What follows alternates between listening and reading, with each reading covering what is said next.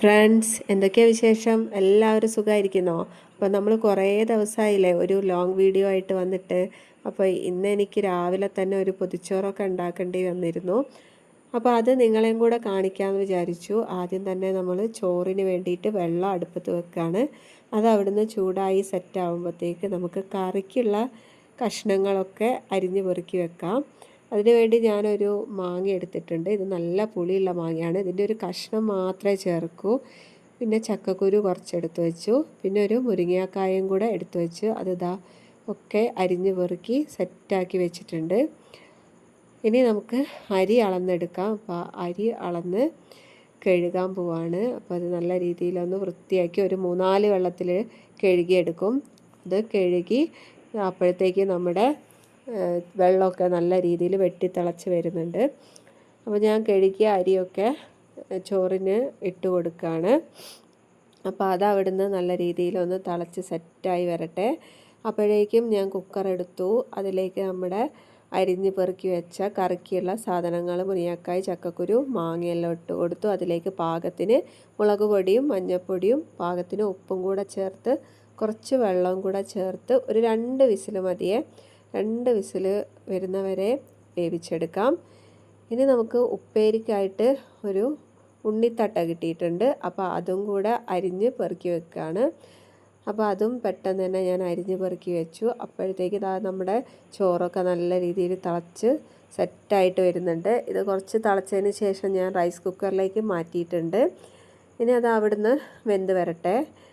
നമ്മുടെ ഉപ്പേരി ഉണ്ടാക്കാനുള്ള പരിപാടിയിലാണ്. പാൻ അടുപ്പത്ത് വെച്ച് വെളിച്ചെണ്ണ ഒഴിച്ച് അതിലേക്ക് കടുകിട്ട് അതിലേക്ക് വെളുത്തുള്ളി, ഇഞ്ചി, പച്ചമുളക് എന്നിവ ചേർത്ത് നല്ല രീതിയിലൊന്ന് വഴറ്റി യോജിപ്പിച്ചെടുക്കണം. ഇത് നല്ല രീതിയിൽ വഴണ്ടി വരുമ്പം ഇതിലേക്ക് നമുക്ക് അരിഞ്ഞു വെച്ച ഉണ്ണിത്തട്ട അതും കൂടെ ചേർത്ത് പാകത്തിന് ഉപ്പും ഒരു നുള്ളു മഞ്ഞൾപ്പൊടിയും ചേർത്ത് നല്ല രീതിയിലൊന്ന് ഇളക്കി യോജിപ്പിച്ച് വളരെ കുറച്ച് വെള്ളം ഒഴിച്ച് മൂടി വെച്ച് ഒരു മീഡിയം ടു ലോ ഫ്ലെയിമിലിട്ട് വേവിക്കാം. അപ്പോൾ അത് അവിടുന്ന് വെന്ത് വരുമ്പോഴത്തേക്ക് ഞാൻ കറിക്കുള്ള അരപ്പ് തയ്യാറാക്കുകയാണ്.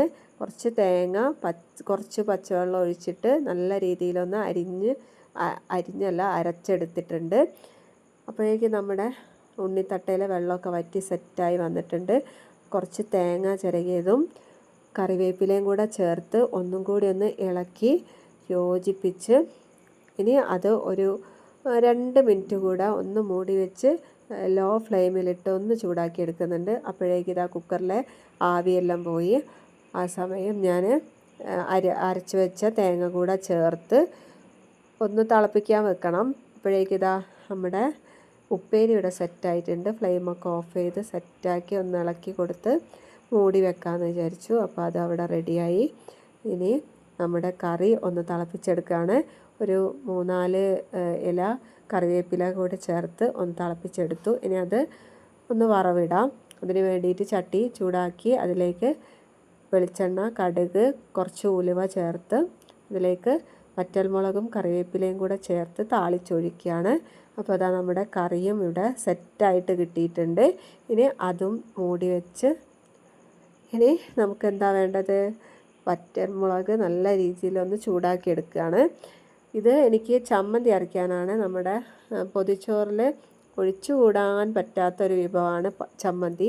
അപ്പോൾ ചമ്മന്തിക്ക് വേണ്ടിയിട്ട് ഒന്ന് വറ്റൽമുളക് ചൂടാക്കി എടുത്തതാണ്. അതിലേക്ക് തേങ്ങയും കുറച്ച് ഉള്ളി കൂടെ ചേർത്ത് പാകത്തിന് ഉപ്പും ചേർത്ത് അതും കൂടെ ഒന്ന് നല്ല രീതിയിലൊന്ന് ക്രഷ് ചെയ്ത് നമ്മുടെ അടിപൊളി ടേസ്റ്റി പച്ചമുളകല്ല ചമ്മന്തി റെഡി ആയിട്ടുണ്ട്. അങ്ങനെ ഒന്ന് ഉണ്ടാക്കി നോക്കൂ. എളുപ്പമാണ് ഉണ്ടാക്കാൻ, സൂപ്പർ ടേസ്റ്റുമാണ്. ഓക്കെ, ഇനി ചമ്മന്തി പോലെ തന്നെ അടിപൊളിയായിട്ട് നമുക്കൊരു മുട്ട കൂടെ സെറ്റാക്കി വെക്കാം. മുട്ട പൊട്ടിച്ച് അതിലേക്ക് ഉള്ളി, പച്ചമുളക്, ഉപ്പ് എന്നിവ ചേർത്ത് നല്ല രീതിയിലൊന്ന് അടിച്ചെടുക്കുക. പാൻ ചൂടാകുമ്പോൾ കുറച്ച് വെളിച്ചെണ്ണ ഒഴിച്ചതിന് ശേഷം നമ്മുടെ മുട്ട കൂടെ അതിലേക്ക് ഒഴിച്ചു കൊടുക്കുക. എൻ്റെ മുട്ട ഇന്ത്യയുടെ മാപ്പ് പോലെയൊക്കെ ആയിട്ടുണ്ട്. ഓക്കെ, അത് എന്തെങ്കിലും ആവട്ടെ, ടേസ്റ്റ് ഉണ്ടായാൽ മതിയല്ലോ. വലിയ കുഴപ്പമൊന്നുമില്ല. 2 സൈഡും ഞാൻ നല്ല രീതിയിലൊന്ന് മൊരിയിച്ച് സെറ്റാക്കി എടുത്തിട്ടുണ്ട്. ഇനി നമ്മുടെ ഇല വാഴയില മുറിച്ച് കൊണ്ടുവന്നിട്ടുണ്ട്. അത് നല്ല രീതിയിലൊന്ന് വാട്ടിയെടുക്കുകയാണ്. ഇനി വാട്ടിയ ഇല നല്ല രീതിയിലൊന്ന് കഴുകി തുടച്ചെടുത്ത് അതിലേക്ക് ചോറിട്ട് ചമ്മന്തിപ്പൊടി ചേർത്തതിന് ശേഷം ഉണ്ണിത്തട്ട ഉപ്പേരി കൂടെ ചേർത്ത് അതിലേക്ക് നമ്മുടെ മുട്ട പൊരിച്ചതുകൂടെ വെച്ച് ഇല നല്ല രീതിയിലൊന്ന് പൊതിഞ്ഞ് സെറ്റാക്കി വെക്കുന്നുണ്ട്. ഇനി ഞാൻ കറി ഒരു കുപ്പിയിലാണ് എടുക്കുന്നത്. അപ്പോൾ അതും കൂടെ ഇവിടെ സെറ്റാക്കി വെച്ചിട്ടുണ്ട്. അപ്പോൾ നമ്മുടെ ഇന്നത്തെ വീഡിയോ ഇത്രയൊക്കെയാണ്. അപ്പോൾ വീഡിയോ ഇഷ്ടപ്പെട്ട എല്ലാവരും ഒന്ന് ലൈക്ക് ചെയ്യുക, സബ്സ്ക്രൈബ് ചെയ്യുക, സപ്പോർട്ട് ചെയ്യുക. Thanks for watching.